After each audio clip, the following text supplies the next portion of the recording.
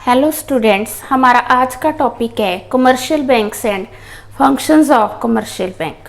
Commercial bank वो financial institutions है जो लोगों से डिपॉजिट एक्सेप्ट करता है और कंजम्पशन और प्रोडक्शन के लिए लोगों को लोन प्रोवाइड करता है। तो इस तरह से कमर्शियल बैंक लोगों की सेविंग्स को मोबिलाइज करता है, सेविंग्स को एक्सेप्ट करके एज अ लोन प्रोवाइड करता है। तो कमर्शियल बैंक कई तरह के काम करता है, फंक्शंस करता है। सबसे पहला प्राइमरी फंक्शन, प्राइमरी फंक्शंस में हम लेते हैं डिपॉजिट्स को एक्सेप्ट करना और लोन एडवांस करना। जब हम डिपॉजिट्स की बात करते हैं तो बैंक के 4 तरह के डिपॉजिट्स होते हैं। First of all fixed deposit, जिसे हम एफडी भी बोलते हैं। फिक्स्ड डिपॉजिट एक फिक्स पीरियड के लिए करवाया जाता है और इसकी बैंक हमें रसीद प्रोवाइड करता है। वो जो रिसीप्ट होती है उसमें उस कस्टमर का name, amount, rate of interest और जितनी देर के लिए डिपॉजिट करवाया है वो पीरियड मेंशन होता है। ये जो एफडी होती है, डॉक्यूमेंट्स होता है, वो ट्रांसफरेबल नहीं होता और पर इस पे जो रेट ऑफ इंटरेस्ट है बहुत हाई होता है। अब जब हमने फिक्स्ड डिपॉजिट करवाया है, फिक्स पीरियड के लिए करवाया है, हम उस पीरियड से पहले पैसे विड्रॉ नहीं कर सकते। अगर हमें ज़्यादा ज़रूरत है, पैसा विड्रॉ करना भी पड़ता है, तो बैंक कुछ अमाउंट लेस करके हमें बाकी पैसे दे देता है। Second is demand deposit. ये जो डिपॉजिट है ज़्यादातर बिजनेसमैन यूज़ करते हैं। वो इस डिपॉजिट में अपने फंड्स कई बार जमा भी करवा सकते हैं और निकलवा भी सकते हैं। यानी डिपॉजिट्स और विड्रॉल की टाइम्स का कोई लिमिट नहीं होती है, पर इस पे कोई भी इंटरेस्ट नहीं मिलता, उल्टा बैंक चार्जेस क्लेम करता है। सेविंग डिपॉजिट, अब जो सेविंग डिपॉजिट्स है लोगों की सेविंग्स को एनकरेज करने के लिए करवाया जाता है। सेविंग डिपॉजिट में डिपॉजिट की कोई रेस्ट्रिक्शन नहीं है, पर विड्रॉल की रिस्ट्रिक्शन हो सकती है।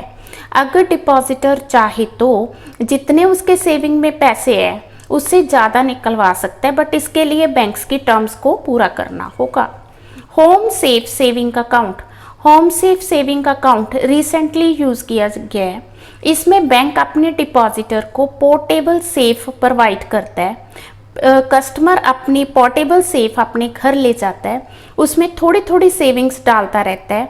आफ्टर अ फिक्स पीरियड वो सेफ बैंक को हैंड ओवर कर देता है। बैंक उसके अकाउंट में सेफ वाले पैसे जमा कर देता है। इस पे जो रेट ऑफ इंटरेस्ट होता है वो सेविंग अकाउंट से कम होता है। ये स्मॉल सेविंग्स को प्रमोट करने के लिए किया गया है। Then is recurring deposit account, इसे हम आरडी भी कहते हैं। इसमें एक फिक्स अमाउंट फिक्स पीरियड हर महीने डिपॉजिट करवाई जाती है। और ये जो आरडी होती है, रेकरिंग डिपॉजिट होता है, ये 1 साल का, 2 साल का, 3 साल का या 5 साल का हो सकता है। इस पे जो रेट ऑफ इंटरेस्ट है सेविंग से ज़्यादा होता है। इसमें भी डिपॉजिटर फिक्स पीरियड से पहले पैसे नहीं निकलवा सकता। हमारा नेक्स्ट टॉपिक है एडवांसिंग लोन। एडवांसिंग लोन्स में किस तरह के लोन बैंक प्रोवाइड करता है। सबसे पहले कैश क्रेडिट, इसमें जो डेटर होता है उसको परमिशन दी जाती है कि वो बैंक में से सिक्योरिटी के बेस पे सर्टेन अमाउंट विड्रॉ कर सकता है, पर जो अमाउंट विड्रॉ करनी है उसकी एक लिमिट फिक्स की जाती है और बैंक उस पर इंटरेस्ट चार्ज करता है। कैश क्रेडिट एक तरह का लोन है जो कि सिक्योरिटी के बेस पे फॉर अ सर्टेन पीरियड और विद इन अ लिमिट दिया जाता है। देन आ गया ओवरड्राफ्ट। ओवरड्राफ्ट हमेशा क्लाइंट्स को दिया जाता है जिनका बैंक में करंट अकाउंट है। अब उनको फैसिलिटी दी जाती है कि वो अपने करंट अकाउंट में जितने उनके पैसे हैं उससे ज़्यादा अमाउंट भी विड्रॉ कर सकते हैं। ज़्यादा अमाउंट विड्रॉ करने को ओवरड्राफ्ट कहते हैं। जैसे एक पर्सन है, उसके बैंक में 1 लाख रुपीज़ पड़े हैं। अब उसे एकदम ज़रूरत पड़ी 1,20,000 रुपीज़ की। वो 20,000 rupees with the permission of the bank या as per the rules of the bank वो 20,000 एक्सेस विड्रॉ कर सकता है। That is known as overdraft. Overdraft current account में से जितने डिपॉजिट हैं उससे ज़्यादा अमाउंट विड्रॉ करना। डिमांड लोन, ये जो लोन है एक फ़िक्स पीरियड के लिए होता है। इसका कोई मैच्योरिटी टाइम नहीं होता, ये भी फाइनेंशियल एसेट की सिक्योरिटी पे दिया जाता है। शॉर्ट टर्म लोन्स की दो आगे टाइप्स हैं, personal loans and loans to finance the working capital. ये जो इंटरेस्ट होता है पूरे लोन पे चार्ज किया जाता है, ये भी सिक्योरिटी पर बेस्ड होता है, इसीलिए इसे सिक्योर्ड लोन भी कहते हैं। इसके अलावा बैंक सेकेंडरी फंक्शन मेन हो गया। सेकेंडरी में कौन कौन से फंक्शंस आते हैं? पहले एजेंसी फंक्शन, एजेंट वो होता है जो किसी के बिहाफ पे काम करता है। तो बैंक भी अपने कस्टमर्स के बिहाफ पे काम करता है। कौन कौन से काम है जो बैंक अपने कस्टमर के बिहाफ पे करता है? बैंक अपने कस्टमर्स के बिहाफ पे चेक, रेंट, इंटरेस्ट कलेक्ट करता है, उनके बिहाफ पे टैक्स, इंश्योरेंस पे करता है। बैंक अपने कस्टमर्स के बिहाफ पे सिक्योरिटीज़ की परचेज और सेल करता है। बैंक अपने कस्टमर्स की प्रॉपर्टी का एज अ ट्रस्टी काम करता है। बैंक अपने कस्टमर्स की मनी एक जगह से दूसरी जगह रिमिट करता है, ट्रांसफ़र करता है। इसके अलावा इंटरनेशनल ट्रेड को प्रमोट करने के लिए बैंक जो है फॉरेन एक्सचेंज की परचेज सेल में भी मदद करता है। बैंक अपने क्लाइंट्स को, अपने कस्टमर्स को economic condition of the country के बारे में बताता है सो दैट अपनी फ्यूचर प्लान कर सके। इसके अलावा जो नई कंपनी अपने शेयर्स इशू करती है तो वहाँ पे बैंक अंडरराइटर्स का काम करता है। जनरल यूटिलिटी फंक्शन, इसके अलावा जनरल यूटिलिटी मीन्स रूटीन में कई तरह के काम बैंक करता है, जैसे लॉकर फैसिलिटी प्रोवाइड करता है। अब लॉकर फैसिलिटी का क्या फ़ायदा है कि कस्टमर अपनी कीमती चीज़ें बैंक के लॉकर में रख देते हैं जिससे वो सेफ रहती हैं, जिसके बदले बैंक जो है एनुअल रेंट चार्ज करता है और वो रेंट कोई ज़्यादा नहीं है, दैट इज़ ऑलवेज नॉमिनल। इसके अलावा बैंक अपने कस्टमर्स को ट्रैवलर चेक देता है ताकि अगर उन्होंने एक जगह से दूसरी जगह जाना है, आउट ऑफ सिटी जाना है, तो उनको कैश कैरी करने की ज़रूरत ना पड़े। बैंक अपने कस्टमर्स को फाइनेंशियल मैटर्स पे एडवाइस भी प्रोवाइड करता है। बैंक ट्रांसपोर्टेशन ऑफ गुड्स में मदद करता है। वो कैसे? जैसे एक्स ने अपने गुड्स दूसरी सिटी में पहुंचानी है, बाय रेल पहुंचानी है, तो जो रेलवे की रसीद है वो अपने बैंक को दे देगा। अब वहाँ पे जो बायर है बैंक जाके पहले पेमेंट करेगा, पेमेंट करके उसको उसकी रेलवे रसीद मिल जाएगी, then he can collect the goods. इस तरह हम अपनी गुड्स को सेफली दूसरी जगह तक पहुंचा सकते हैं। इसके अलावा बैंक सोशल फंक्शंस भी करता है, या कह सकते हैं कि इकोनॉमिक डेवलपमेंट में मदद करता है। कैसे? बैंक कैपिटल फॉर्मेशन करता है। कैपिटल फॉर्मेशन कैसे?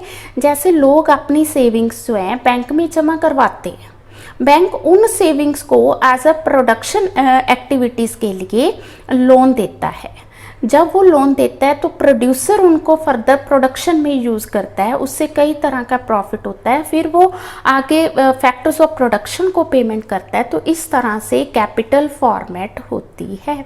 अगर वही सेविंग्स हम अपने घरों में रखेंगे, जैसे मेरे पास 10,000 रुपीज़ है, मैंने अपने घर में रखे हैं, तो वो 10,000 का 10,000 ही रहेगा। पर वो 10,000 अगर हम बैंक में जमा करवा देते हैं, बैंक उस 10,000 को किसी प्रोड्यूसर को एज अ लोन प्रोवाइड करता है, तो वो 10,000 का कितना मल्टीपल हो जाता है due to commercial banks. Inducement to innovation, अगर कोई पर्सन है उसके दिमाग में कोई इनोवेटिव आइडिया आता है बट उसके पास उसके लिए फाइनेंस नहीं है, तो वो बैंक के पास जाता है, बैंक उसे लोन प्रोवाइड करता है जिससे वो उस आइडिया को पूरा करने में हेल्प होती है। इस तरह बैंक इंड्यूसमेंट टू इनोवेशन करता है। बैंक जो है अपने क्लाइंट से, कस्टमर से investment friendly rate of interest charge करता है।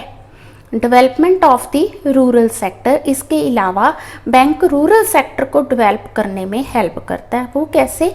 बैंक फार्मर्स को बहुत ही कंसेशनल रेट पे लोन प्रोवाइड करता है ताकि फार्मर्स जो हैं अच्छे सीड्स, एग्रीकल्चर टूल्स बड़े आराम से बाय कर सकें और उनको एग्रीकल्चर में इम्प्लीमेंट कर सकें।